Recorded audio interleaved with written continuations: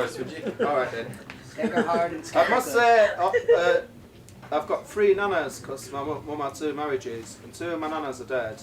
And when I go to the afterlife, I'm going to get the fucking shit kicked out of me. And Johnny Cash is going to kick shit out of me. And Bob Marley, because I've used his riff for this. Imagine you get shit kicked out of you by Johnny Cash, Bob Marley and your nana. It's going to hurt, innit? Your nana's going to be holding your ears like that. Johnny Cash is going to be kicking you in the balls. Look it down. Bob Marley give you ganja. Oh, Bob Marley, yeah, I'll be alright there.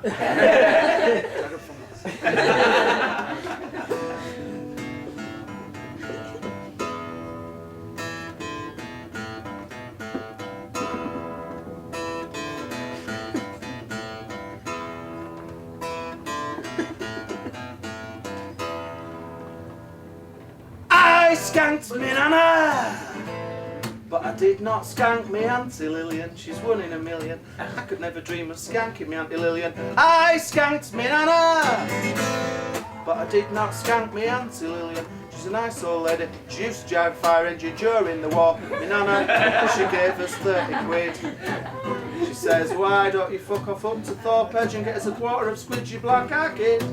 Get us a quarter of squidgy black and come straight back. I need it for my arthritis and that. So I said, Nana, why do I always have to score for you? She said, because I fought 17 world wars for you. I said, hang on a minute, I did history at school, there was only 2. She said, no, there wasn't, dickhead. There was another 15 fucking world wars in Eccleshill that never got in the papers. I'm telling you. Fucking Japanese tried to invade Idle Working Men's Club. I had to beat them off. Until they were exhausted. I was like, alright, Nana, I don't... Coming down slide Idols this week. Yeah, I don't even know... I don't want to hear that, Nana. I'll just go get you weed, alright. So I fucked off up to Thorpe Edge to York House to this guy that I knew. I went in straight and I got a quarter. I didn't even fill a pipe. I just said, it's for me, Nana, I've got to now. She says, well, just stay for a cup of tea. I was like, no, I've got to go. He says, mate, my neighbours are watching. He says, fuck me neighbours, I've got to go. It's my Nana's ganja. And I came out of the flats with a quarter of squidgy black. But across the road there was a car parked up with blacked out windows. It looked like a Toyota Corolla. And one of the windows rolled down. And a voice came from inside and it was our Dean. And he said, alright Chris, have you got any draw on you, mate? I was like, no. He says, yes you fucking have, dickhead. What have you been doing in the flats if you haven't been scoring? And I said, oh yeah, well I have scored a bit, but it's for me, Nana. He says, never fucking mind you, Nana. Get in the fucking car.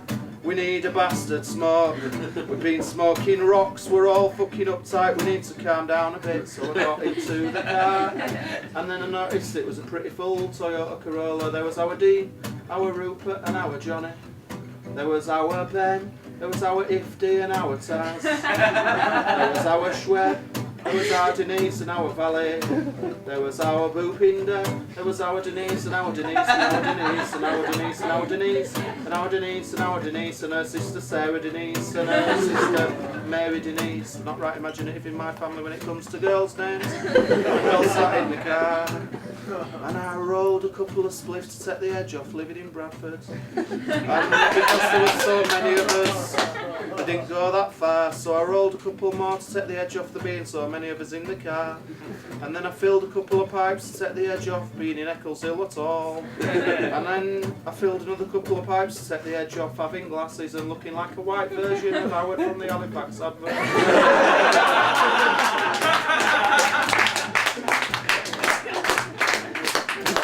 That shouldn't have got so much of God. It was a bit hurtful. I got myself though, didn't I? And then we filled another couple of pipes while we were sat in the car. And our Dean was listening to Khalees, and Khalees was singing. She sang, "My milkshake brings all the boys to the end. Damn right, it's better than yours. I can teach you, but I'd have to charge." And I thought, I do love Khalees. I do love her, but I wish she'd stop fucking ringing me up. She can't fucking accept that it's all over between me and her. I've moved on. Me and Missy Elliott are together now. I love a girl in a puffer jacket, mate.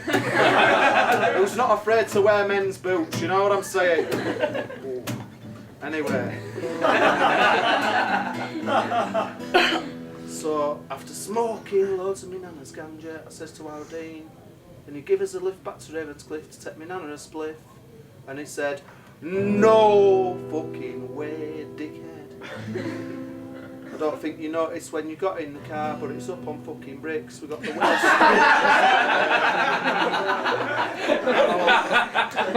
Shit. So I had to walk all the way back to Ravenscliffe.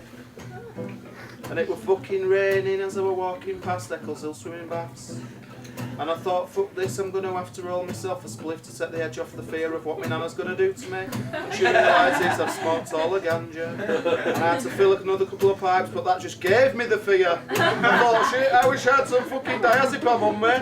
My mate's just come back from Thailand, I'll ring her up and see if she's got any 10mg ones, them blue ones. But she was out and it was like, shit, I've really got the fear now. And I got back to my Nanna's, and my Nanna says, where the fucking hell have you been? But me and Nanna were acting really strange that day. She had a black and white war film on the telly and the Prodigy on at fucking 50,000 gigawatts. I'm like, what's she doing? I says, Nanna, you didn't find a big bag of tablets in my bedroom. With like pigeons on the front of her. Like, and she says, never mind that, dickhead, you're fucking stoned. You've been smoking my weed. I says, how do you know I'm stoned? And she says, well, your eyes are bright red and you went straight for the biscuits. You've had 15 Rocky Robins, you've only just come out. Fuck's sake! That bastard. No wonder you look like Howard out of the fucking Halifax. And then she says, where's that fucking ganja? I says, well, Nanna, what it was, right, I missed my bus. She says, there is no fucking bus between Hotknives and Ravenscliffe. And to be honest, there's someone waiting in the front room who wants to have a word with you. And I went in the front room and my Uncle Raymond was sat there with a baseball bat. And he said, I drove round fucking Thorpedge earlier and I saw you in a fucking car that was up on bricks smoking ganja. And you're Rimmy and you're Ivdy and you're Taz and you're fucking Dean and you're Rupert and you're Johnny and you're Denise and you're Denise and you're Denise and you're Denise and you're Denise. And I said, oh, alright, chill out. I mean, my Nanna gets disability living allowance and she can afford these digital scales and they're accurate to a millionth of a gram. She made me put the ganja on the scales to humiliate me further. And it should have weighed about 7 grams.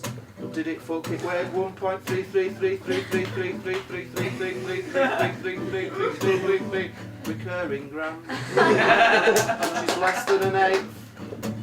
And she won't best pleased. My Uncle Raymond grabbed me by the scruff of the neck. And he made me put my hands on the kitchen table flat and he batted the back of each hand with a baseball bat and he mashed up my knuckles and he says, I'll stop you playing the guitar and thieving off your family, you little fucker. And I thought, oh, that really hurts. And I had to walk all the way up to fucking Bradford Royal Infirmary with mashed up knuckles. And when I got there, I got stuck in a queue behind a kid with a pan on his head for 14 hours. And I was starting to get MRSA in my mashed up knuckles. And when I got to the front of the queue, it turned out that the kid with the pan on his head, the pan weren't even stuck. It was just a 3-stripe Adidas pan. It was a fucking fashion pan. And the nurse said, how did you get your knuckles broken? And I said, I walked into a door. She said, no, you fucking didn't. You've been skanking your Nanna. I says, how do you know that? She said, it was on Look North. Krista Ackroyd said it were you who'd done it. And just as the crusty music kicked in from down below, we got to just nearly the end of it. So this is how it's going to go. Last bit now, the moral of the whole set. Don't skank your Nanna. Because if you do skank your Nanna, she'll send crusty bands to be underneath you. Says, don't skank your Nanna. After all, it was your Nanna that bought you some Action Man bubble bath even though you were 27. Thanks, Nanna. Cheers, love. That's it.